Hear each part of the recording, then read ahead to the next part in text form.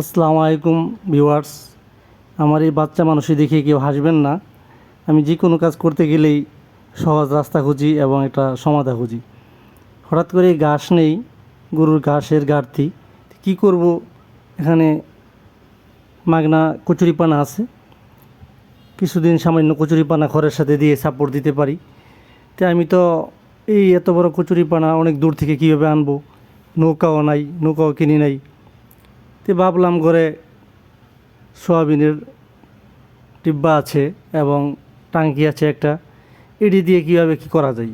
তো মাথায় আসলো দুইটা রশি দিয়ে বেঁধে এবং লুঙ্গির কাপড় দিয়ে পেঁচিয়ে এটার উপর ভর করে সাঁতরে যাচ্ছি। আমার পুরা ভর এটা নিচ্ছি, ভালোই লাগছে। আসলে ছেলে মানুষ দেখে কেউ হাসবেন না।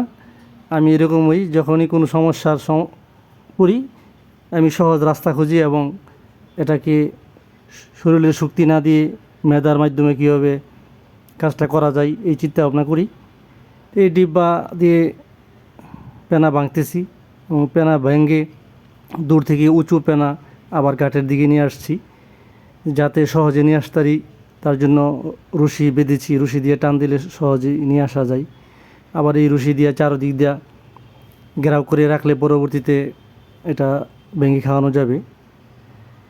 তো ভিডিওটি ভালো লাগলে সবাই লাইক কমেন্ট শেয়ার করে উৎসাহ দিবেন এবং যে কোনো পরিস্থিতিতে সমস্যাকে বড় করে না দেখে সমাধানকে অগ্রাধিকার দিবেন এবং সমাধান করে সামনে এগিয়ে যেতে পারলেই জীবন সফল ও সুন্দর হয়।